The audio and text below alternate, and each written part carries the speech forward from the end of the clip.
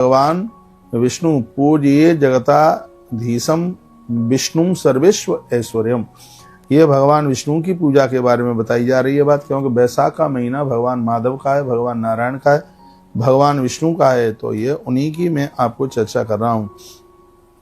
तत्पश्चात अब रहा बैसाख का महीना, तो भगवान शिव क्या कहते हैं बैसाख के महीने के लिए, वह भी आप सुन लीजिए। बैसाखे तो सदा देवी यर्चनीयो ये महाप्रभु केतकी पत्रमादाय वृषस्ते च दिवाकरे। इस श्लोक का व्याख्यान भी सुनिए। हे देवी, बैसाख में सूर्य भगवान वृष राशि पर हो जाते हैं। अंत में केतकी के पत्ते, केतकी का फूल नहीं लिखा यहाँ, केतकी केवड़ा, केतकी के पत्तों से नित्य भगवान की पूजा करें। जो लोग भक्ति पूर्वक केतकी यानी केवड़े के पत्तों से हरि को पूजेंगे, उनके ऊपर 100 मनवंतर तक भगवान नारायण प्रसन्न रहेंगे, ऐसा ये लिखा हुआ है। केतकी के पत्तों से बातें आपको कोई नहीं बताएगा, इसलिए सुन लीजिएगा। बैसाखे तु सदा देवी अर्चनीयो महाप्रभु केतकी पत्रमादाय वृषस्ते च दिवाकरे। कहते हैं सूर्य भगवान जिस समय मीन राशि से भी और आगे वृष राशि, कहते हैं कि यहाँ पर वर्णन किया गया कि बैसाख के महीने में जो केतकी के पत्तों से भगवान नारायण की पूजा करेंगे तो 100 मनवंतर तक इंद्र जब तक राज्य करे तब तक भगवान नारायण उस भक्त के ऊपर प्रसन्न होंगे जो केतकी के पत्तों से पूरे बैसाख भर में भगवान नारायण का पूजन करते हैं। मैं आपको कहना चाहूंगा कि अभी भी हमारे पास 15 दिन बैसाख के बचे हैं। जो दिन निकले हैं वो तो निकल ही गए, जो बचे हुए हैं केतकी यानी केवड़े के पत्तों से भगवान को वंदन कीजिएगा, भगवान का पूजन कीजिएगा। तो यह बड़ी अद्भुत बात कही गई है। अगर जो लोग भक्ति पूर्वक केतकी केवड़ा के पत्तों से भगवान नारायण की पूजा करेंगे, उनके ऊपर प्रभु 100 मनवंतर तक प्रसन्न रहेंगे, ऐसा वर्णन इस ग्रंथ में किया गया। अब तो हम भी वृंदावन लौट करके जाकर के पता लगाते हैं कि केवड़े के पत्ते कहाँ मिलेंगे। केवड़े के पत्तों से भगवान नारायण का वंदन पूजन हम भी करेंगे। आपको मिल जाए तो आप भी जरूर कीजिएगा। ठीक है, धन्यवाद। एक बार जयकारा लगाइए, बोलो बांके बिहारी लाल की जय हो। तो ये बैसाख के महीने में किस चीज से भगवान का वंदन पूजन करें, यह मैंने आपको बताया। और मैं कहूंगा पूरे महीने भर दही और भात का भोग भगवान माधव का, नारायण विष्णु का या भगवान गोविंद का आप लगाइए। जो भी आपके घर में भगवान नारायण के रूप में जो देवता हैं, राम है, कृष्ण है, भगवान विष्णु है, सालराम भगवान है, उनको दही और भात, ये बात तो शिव महापुराण में भी लिखी है, इससे वंश वृद्धि होती है और घर में संतान का अभाव नहीं होता। रोज लगाइए, रोज न लगा सकें तो बुधवार को तो जरूर लगाइए। वैसे तो जब तक बैसाख का महीना रोजाना दही भात उसमें थोड़ा गुड़ डाल करके भगवान का भोग लगाएं, बहुत आनंद हो जाएगा। और उसके तत्पश्चात ये बैसाख महीने के तत्पश्चात में फिर कौन सा महीना आता है, कहते हैं जेठ का महीना। तो ज्येष्ठ मासे तो संप्राप्ते नाना पुष्पई प्रपूज्येत। ज्येष्ठ का महीना बड़ा अद्भुत है और इसके लिए भी कहा गया है कि ज्येष्ठ मास में नाना प्रकार के फूलों से भगवान विष्णु की पूजा करें।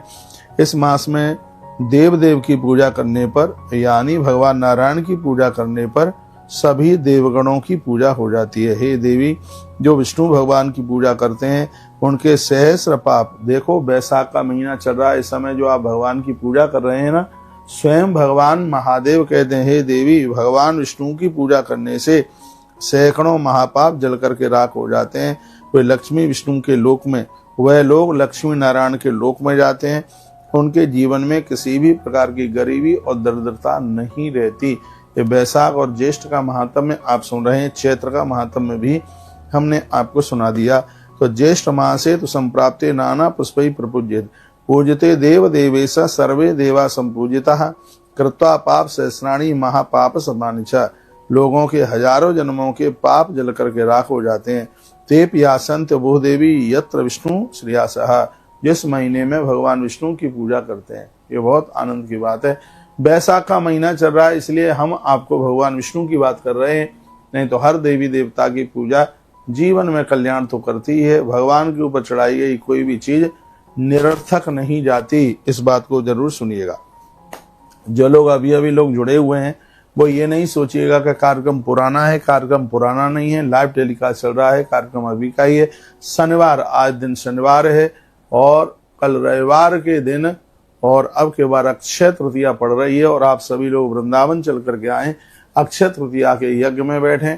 और कल का जो अद्भुत जो कार्यक्रम अनुष्ठान है वो बहुत ज़्यादा विशेष है। कलश बंधन पूजन भी होगा और कल सुबह से ही हम सभी भक्तों के बीच में होंगे। कल का यज्ञ भी बहुत अद्भुत है। आप सब लोग 19 अप्रैल को पधारिएगा। कल भगवान परशुराम और बद्रीनाथ महात्म्य सुनाएंगे।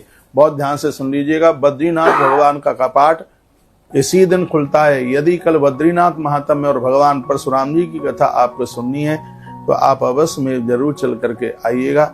कल वैसे सब बातें मैं निवेदन करना चाहूंगा तो भगवान परशुराम जी ने किसी क्षत्रिय के ऊपर कुठाराघात नहीं किया। भगवान परशुराम ने सिर्फ अन्यायी और अधर्मियों को धरती से खदेड़ा समाप्त किया। ये कल ये बातें बहुत विस्तार पूर्वक हम आपको निवेदित करेंगे। पूरी दुनिया भर में जहां जहां तक आप लोग हमें सुन पा रहे हैं तो आप जरूर सीधा वृंदावन कल पहुंचिएगा। हम भी कल वृंदावन में ही होंगे और हमारी और आपकी बातें, मुलाकात और कल का पूरा अनुष्ठान हम भगवान के चरणों में समर्पित करेंगे। इसलिए तो कल की तिथि छोटी नहीं है, सतयुग को पैदा कर देने वाली है। कल की तिथि बिहारी जी का चरण दर्शन कराती है। बिहारी जी के चरण दर्शन करने के लिए आइए। और सबसे बड़ी बात है कि कल की तिथि अक्षय तृतीया में भगवान बद्रीनाथ केदारनाथ का कपाट खुलता है। तो ये तिथि तो हमारे और आपके लिए बहुत ही ज्यादा प्रभावशाली है। तो आप सब लोग जरूर आइएगा। और कल हम संतान नारियल भी देंगे क्योंकि कल अखा तीज है, कल अक्षय तृतीया है। इसलिए जो भी लोग वृंदावन आ रहे हैं व्यासपीठ से ही कल की कथा होगी। कल की कथा बहुत हल्ला बोल होगी इसलिए क्योंकि कल बद्रीनाथ महात्म्य सुनेंगे। कल भगवान परशुराम जी का प्राकट्य आप सुनेंगे और कल सुनेंगे आप सतयुग की महिमा।